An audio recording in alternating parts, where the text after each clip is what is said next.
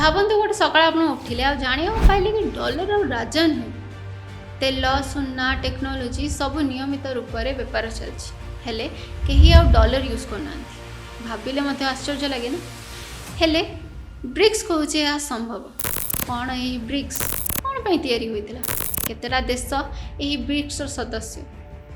2025ର ବ୍ରିକ୍ସର Rio summit କ'ଣ ପାଇଁ ଏତେ ଐତିହାସିକ? ଆଉ କ'ଣ ଏହି ବ୍ରିକ୍ସ ପେ ଯାହା ଡଲରକୁ ଚୁନୌତି ଦେବାକୁ ଆସୁଛି? ଏହି ସବୁ ବିଷୟରେ ଆମେ ସରଳ ଭାଷାରେ ବୁଝିବା, କାରଣ ଏହା କେବଳ ଟଙ୍କାର କଥା ନୁହେଁ, ଏହା ହେଉଛି ପାୱାରର ଖେଳ। ଭାବନ୍ତୁ ଆପଣ କ୍ରିକେଟ ଖେଳୁଛନ୍ତି, ହେଲେ ନିୟମ ପିଚ୍ ଅମ୍ପାୟାର ସବୁ ଆପଣଙ୍କ ଅପୋନେଣ୍ଟ ଟିମ୍ ନିଶ୍ଚୟ କରୁଛି। ବହୁ ବର୍ଷ ଧରି ବିଶ୍ୱର ଅର୍ଥନୀତି ଏହିଭଳି ଚାଲି ଆସିଥିଲା। ୟୁରୋପ ଆଉ ୟୁଏସ୍ଏ ସବୁ ଜିନିଷକୁ କଣ୍ଟ୍ରୋଲ କରୁଥିଲା, ହେଲେ 2009ରେ ଚାରିଟା ଦେଶ ଏକତ୍ର ହୋଇ ସ୍ୱର ଉତ୍ତୋଳନ କଲେ। ସେମାନେ କହିଲେ ଏନଫ୍ ଇଜ୍ ଏନଫ୍, ଆଉ ସହି ହେବନି। ସେହି ଚାରିଟା ଦେଶ ମଧ୍ୟରେ ଥିଲେ ବ୍ରାଜିଲ, ରଷିଆ, ଇଣ୍ଡିଆ ଆଉ ଚାଇନା। ସେମାନେ ଏକତ୍ର ହୋଇ ହେଲେ BRICS, BRIC। B for Brazil, R for Russia, I for India ଆଉ C ଫର୍ ଚାଇନା। ଆଉ 2010ରେ ସାଉଥ ଆଫ୍ରିକା ସେମାନଙ୍କ ସହିତ ଜଡ଼ିତ ହୋଇ ବ୍ରିକ୍କୁ ବ୍ରିକ୍ସରେ ପରିଣତ କଲା। ସେମାନଙ୍କ ଲକ୍ଷ୍ୟ କ'ଣ? ସେମାନଙ୍କ ଲକ୍ଷ୍ୟ ହେଲା ପଶ୍ଚିମୀ ଦେଶମାନଙ୍କର ପ୍ରଭାବଟିକୁ କମାଇବା ଆଉ ଏକ ମଲ୍ଟିପୋଲାର ୱାର୍ଲଡ ତିଆରି କରିବା। 2025ର ସମିଟ୍ ପରେ ବ୍ରିକ୍ସ ମାତ୍ର 5ଟା ଦେଶରେ ସୀମିତ ରହିଲାନି। ତାଙ୍କ ସହିତ ଜଡ଼ିତ ହେଲେ ଇଜିପ୍ଟ, ଏଥିଓପିଆ, ଇରାନ, ଇଣ୍ଡୋନେସିଆ ଆଉ UAE। ଏହି 10ଟି ଦେଶ ଅଧା ବିଶ୍ୱର ଲୋକ ସଂଖ୍ୟା, 1/3 ଗ୍ଲୋବାଲ ଇକୋନୋମି ଏମାନେ କଭର କରୁଛନ୍ତି। ଆଉ ତେଲ ଆଉ ରିସୋର୍ସେସ୍ ଉପରେ ଏମାନଙ୍କର ଅଛି ମ୍ୟାସିଭ୍ କଣ୍ଟ୍ରୋଲ। ଭାବି ନିଅନ୍ତୁ ଯେପରି ଅଧା ୱାର୍ଲଡର ଇକୋନୋମି ଗୋଟିଏ ହ୍ୱାଟ୍ସଆପ୍ ଗ୍ରୁପ୍ରେ ପ୍ଲାନ୍ କରୁଛନ୍ତି କି ଡଲରର ଇନଫ୍ଲୁଏନ୍ସଟାକୁ ଆମେ କିପରି କମେଇବା। 2025ର ରିଓ ଦେ ଜେନେରିଓରେ ବ୍ରାଜିଲରେ ହୋଇଥିବା ବ୍ରିକ୍ସ ସମିଟ୍ ଏତେ ଐତିହାସିକ କ'ଣ ପାଇଁ?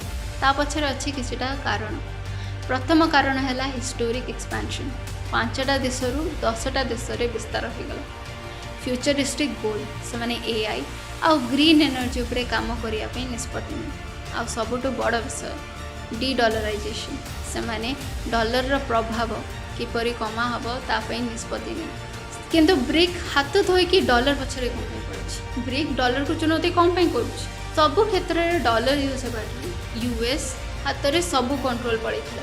ବ୍ରିକ୍ ଅନ୍ତର୍ଗତ ଆସୁଥିବା ସବୁ ଦେଶକୁ ମଧ୍ୟ US ପଲିସି ମାନିବାକୁ ପଡ଼ୁଥିଲା। USର ଟ୍ରେଡ୍ ପଲିସି ଅନ୍ତର୍ଗତ କିଛି ଦିନ ପୂର୍ବରୁ ଲାଗୁ ହୋଇଥିଲା ଟ୍ୟାରିଫ୍ ଟ୍ୟାକ୍ସ, ଆଉ ସେଇ ଯୋଗୁଁ ବହୁତ କ୍ଷେତ୍ରରେ ଟ୍ରେଡ୍ ୱାର୍ ଆରମ୍ଭ ହୋଇଯାଇଥିଲା। ଏଇ ଟ୍ରେଡ୍ ୱାର୍ଟି କ'ଣ ଆଉ କ'ଣ ପାଇଁ ହେଇଥିଲା ସେଇ ସବୁ ବିଷୟରେ ବୁଝିବା ପାଇଁ ଡିସ୍କ୍ରିପ୍ସନରେ ଦିଆଯାଇଥିବା ଲିଙ୍କଟାକୁ ଦେଖିବାକୁ ଭୁଲିବେନି। ଏବେ ବ୍ୟାକ୍ ଟୁ ଟପିକ୍। ଏହି ସମୟର ପ୍ରଥମ ଆଉ ମୁଖ୍ୟ ପ୍ରଶ୍ନଟି ହେଲା ଡଲର ଗୋଟେ କରେନ୍ସିରୁ ରାଜା କିପରି ହେଲା? ଏହା ଜାଣିବା ପାଇଁ ଆମେ ପଳେଇବା ଫ୍ଲାଶବ୍ୟାକ୍। এই କାହାଣୀଟି ଆରମ୍ଭ ହୁଏ World War II ସମୟରୁ। ଯେତେବେଳେ World War II ସରି ଆସୁଥିଲା ସେତେବେଳକୁ ସବୁ ଦେଶର ଅର୍ଥସ୍ଥିତି ବହୁତ ଖରାପ ଚାଲିଥିଲା, ହେଲେ ଆମେରିକା ପାଖରେ ଥିଲା 75% ଗୋଲ୍ଡ ରିଜର୍ଭ। ସେହି ସମୟରେ 1944ରେ ବ୍ରେଣ୍ଟନ୍ ଉଡ୍ସ ମିଟିଂ ଆୟୋଜନ ହେଲା, ଆଉ ସେହି ମିଟିଂରେ 44ଟି କଣ୍ଟ୍ରି ଏକତ୍ର ହୋଇ ନିଷ୍ପତ୍ତି ନେଲେ କି ଆଜିଠୁ ସେମାନଙ୍କ କରେନ୍ସି ଡଲରରେ ପେଗ୍ ହେବ ଆଉ ଡଲର ଗୋଲ୍ଡରେ ପେଗ୍ ହେବ। याको कहती गोल्ड स्टैंडर्ड। सरल भाषा रे जहाँ को भी अर्थ किंबा फाइनेंशियल सपोर्ट दरकार से डॉलर दरकार और डॉलर पर से US पाखक जावाक पड़े। बहु वर्ष धरी एमती चली आसला आई जगू डॉलर महत्व बढ़ीगला हेले US रो डेवलपमेंटा धीमे गला। तापरे 1971 आसिले निक्सन से जिते प्रेसिडेंट रो शपथ ग्रहण कले से गोल्ड स्टैंडर्ड को हटई देले। जो गोल्ड आउ डॉलर कन्वर्सन चलता सेटा बंद हो गला। तापर 1973 रे हैला ऑयल क्राइसिस। से समय रे चातुरिता सहित US एक पावर मूव खेलिला।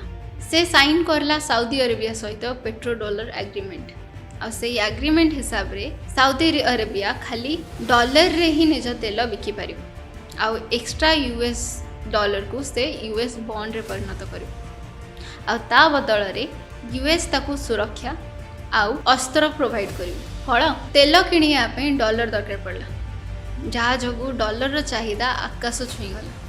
US बिना किसी बड़ पदक्षेप नहीं कि भी निज करेन्सी को निज अस्त्र बने कि सारा देशर सारा वर्ल्डर सारा विश्वर नियंत्रण निज हाथ को नहीं आनला। यही कारणरू ब्रिक्स निष्पत्ति नेले कहीं आम निजर गोटे सिस्टम तैयारी करबा आ से सिस्टम रो ना पड़ला ब्रिक्स पे। कौन है ब्रिक्स पे? ब्रिक्स पे एक डिजिटल पेमेंट सिस्टम जहा द्वारा देश निजर मुद्रा यूज करिकी किछि भी ट्रेड करि परिबे। उदाहरण स्वरूप जदि इंडिया आउ रशिया भितर ट्रेड चलची बेपार चलची तो से माने रुपी किंबा रूबल यूज करिकी ट्रांजैक्शन कंप्लीट करि परिबे। यह कौन बदलिबो? अमेरिकार कंट्रोल कमिबो, बेपार रो कॉस्ट आउ टाइम भी कमी जिवो, आउ ब्रिक्स रो देश माने निजर करेन्सी को स्ट्रांग करि परिबे। किंतु प्रश्नटी हैला वर्ल्ड ट्रस्ट करिवो कि? डॉलर 80 वर्ष हेलानी राजनीति करि आसलेनी, ताकू बदले एते सहज कि? बिल्कुल नुहे। ब्रिक्स पे रो बड़ लक्ष्य हैला डॉलर रो डिपेंडेंसी को भांगिबा। यह केवल एक पेमेंट ऐप नुहे, यह हैला दुनियार अर्थनीतिर पावर इक्वेशन को बदलिबा पई एक मूव। यह एक ग्लोबल पावर फाइट सफल हेबो कि किंबा यह केवल एक हाइप? आपनक मत कौन? कौन ब्रिक डॉलर को डिथ्रोन करि परिबो किंबा डॉलर बहुत शक्तिशाली? कमेंट रे लिखा भूलिबेनी। वीडियो को लाइक और शेयर करंतु आउ करेंट नॉलेज सहित अप टू डेट रहिया पई आम चैनल को सब्सक्राइब कर दियंतु। नमस्कार।